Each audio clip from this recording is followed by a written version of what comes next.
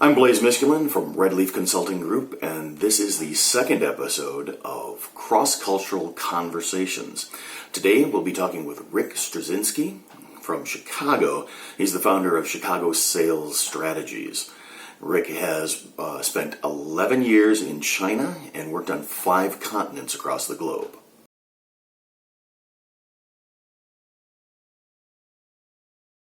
So, Rick, thank you for joining us today for the second of our cross-cultural communications videos. Now, we met through the WeChat app. Friend of friends are in the group together. I can't remember exactly how it happened.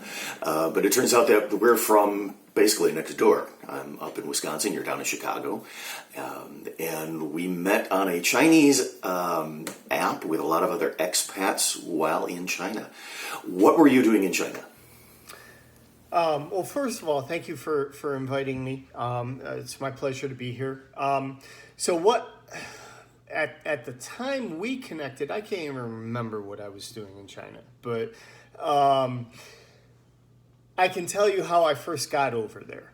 And things kind of snowballed from there, which is a pretty common story within the expat community. I've met so many people that planned on being over there for 6 months, and 20 years later, they're still there. So I was working for a very small German technology-based company. We were working primarily in the semiconductor department or semiconductor industry. And I originally actually moved to Taiwan, which is Sichuan, Taiwan is basically the Silicon Valley of Asia. Okay. But then, for various reasons, I moved around, ended up in Shanghai, and then the story just snowballs on from there. Ended up leaving that job, ended up getting my MBA from Rutgers while I was in Beijing, and, figure that one out, right? It's been a tremendous road experience, though, yeah. Okay. This is one of the questions I always ask. There's good things and bad things about being in a different culture. What is the best thing you remember about being in China?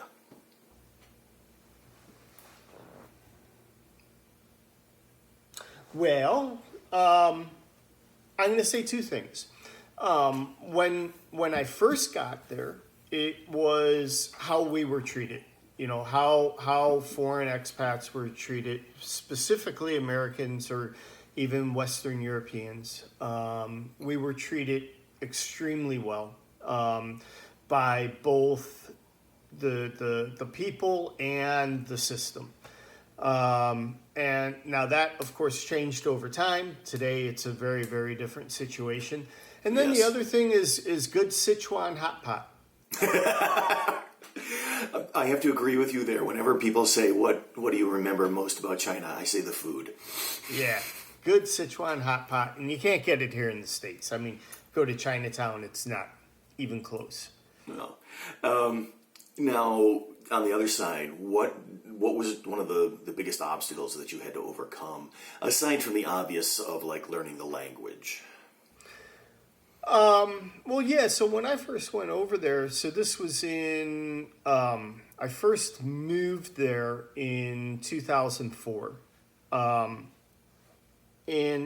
made all the typical expat mistakes. I walked in thinking, I knew better. We're Americans. We're the best capitalists in the world, blah, blah, blah. And, a lot of that just doesn't work.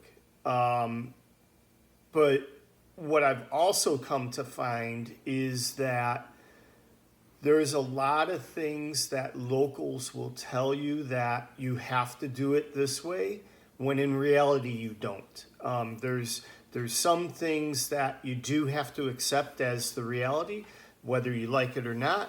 There's other things you can absolutely impact and change, even though the locals will tell you, no way, you got to do it this way. Okay. And I've I read the China Law blog, the Harris Bricken law blog. Do you follow that at all? Occasionally, yeah. I'm very aware of it, yeah. Yeah. And that is one of the things that he mentions quite a bit is the locals will say, oh, it must be this way. And the lawyers go, no. So that's a big obstacle to overcome when you first get there. Now, after being there, how long were you there? So in total, about 11 years. About 11 years, okay. About 2 5.5-year stints. Okay, so after you've been there for a while and you're sort of used to the way things go, are there things that at the end you're still battling against, either in the business culture or the social culture, or did you finally just sort of blend into it and say this is the way it is? Well, the answer is yes and no. So from an overall culture point of view, I mean, I had certainly come to accept a lot of things. By the way, I found my wife over there, so I spent a lot of time with local family and so forth. So there's a lot of things I did, come to accept. But there was also, over that period of time, there was a dramatic shift in how China viewed foreigners. And so that I was definitely butting up against. That was a very swift shift in how they viewed foreigners. And so towards the end, I mean, that's kind of when I said it was just time to go home. It was time to go back. It just stopped being fun. That is a phrase that I hear from a lot of people, and it was with me also. It stopped being fun. Yeah. Now, what are some things that you brought back with you, culture-wise or habit-wise? Well, I take my shoes off when I get home. Okay. But you got to also remember my wife is Chinese, so I mean, she kind of brings a lot of that over as well. Eat a lot of Chinese food and stuff. But I think from a business point of view, so I've actually conducted business on 5 continents, and in multiple different industries. So from a business point of view, one of the great things that I've been able to collect over the years is there are some consistent truths, no matter what industry you're in, no matter what geography you're in, that, this is the best way to do things. There's always going to be local issues that, are specific to a certain country or a specific region within a country, but there's also some underlying truths that are consistent no matter where you are, and so that that's helped me grow as a professional. Could you give an example of one of those, and how it's maybe interpreted in not just China but in other places you've done business? Sure. So. Well, one of my specialties is value-based sales. Okay. And that's something I was first trained on years ago, and I've become fairly passionate about it, developed my own training programs and so forth. And before you go on, could you just quickly tell people who aren't in business what value-based oh, sales yeah, means? Absolutely. So value-based sales is really, there's only 2 steps. It's really simple. It's simple to talk about, not so simple to execute. Spend time getting to know your customers' true problems. So in other words, go in asking questions and actually listening to the answers and probe to find the true problems. And then the second part is take your company's core values, core strengths, I should say.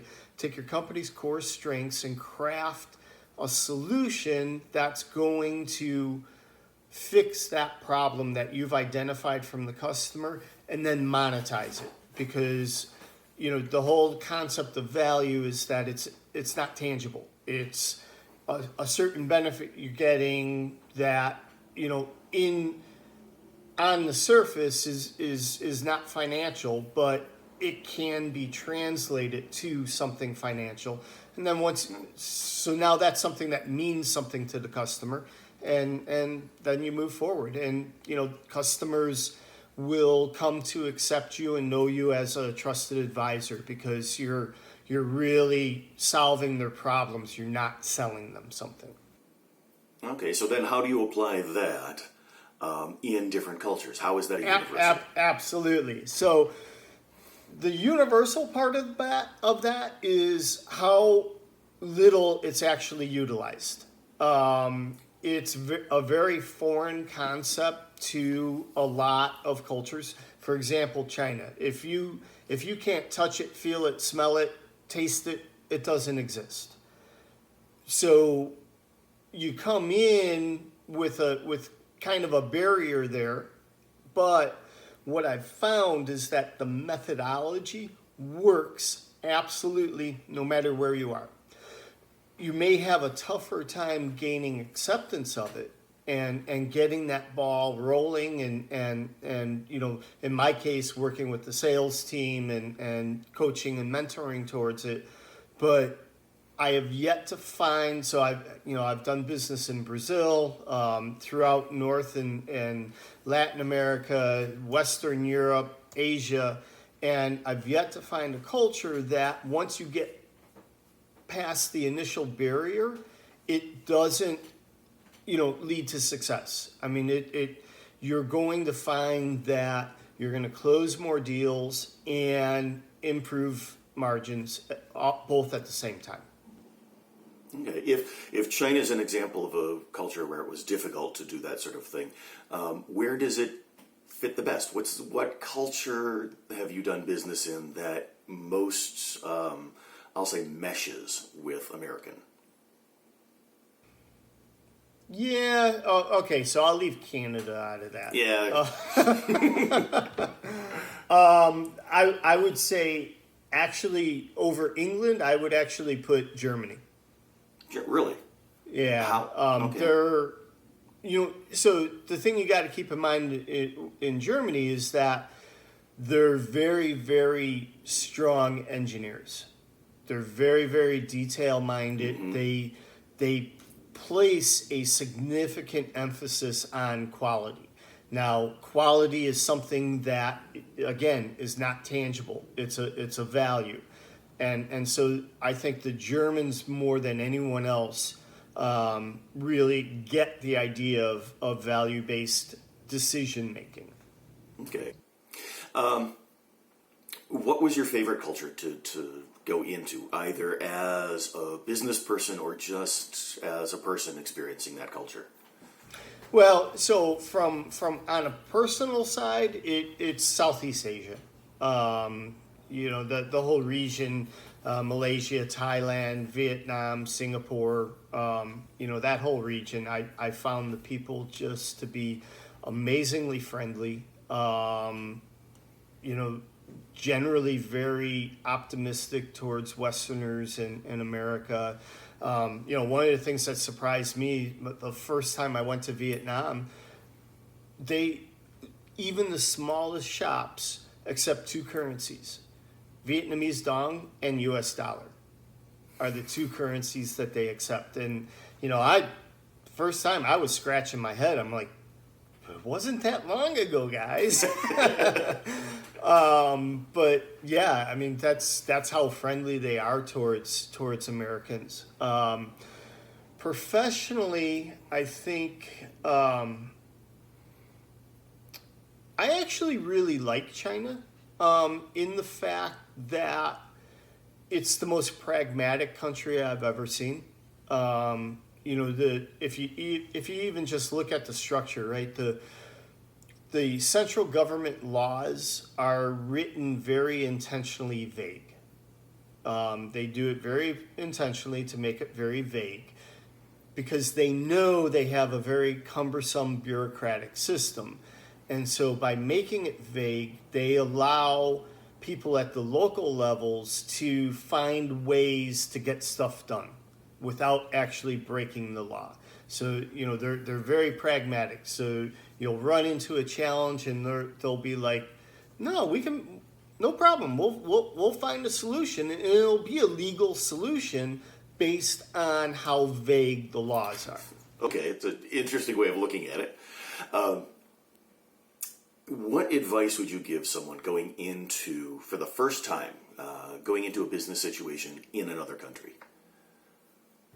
Well, that's going to depend a bit, but it depends on how close that country culturally is to your home country, right? So, like if you're traveling around Western Europe or Eastern Europe, I mean, there's a lot of similarities, but I would say first and foremost, if you can find someone from your home country that has already experienced the country that you're going to, talk to them. Get some ideas from them about the cultural differences and what's more important to keep in mind, what's not maybe as important to keep in mind, and so on. And then, have an open mind, but use your own judgment.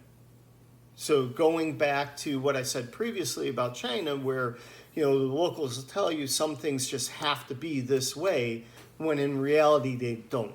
You can change them. And so, you want to keep that kind of in the back of your mind the entire time, that, okay, yes, there's some things that I understand I'm going to have to accept because this is a different culture than what I'm used to, but there's some things that they may come up with that I really don't have to accept, that I can push back more on.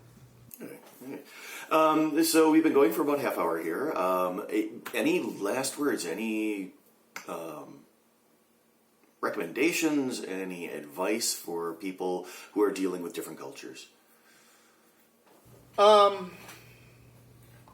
Yeah. So if you're going to be dealing with other cultures, first and foremost, get out from behind your desk and go visit.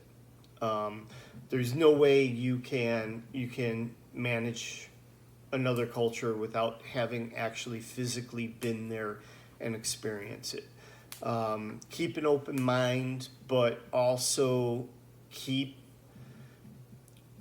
a lookout on keep who you are. So don't allow anything you see to change who you are, but keep an open mind on different possibilities. All right. Well, thank you for your time. And thank you much. We'll be talking again at some point. Okay, thanks. Bye. Bye.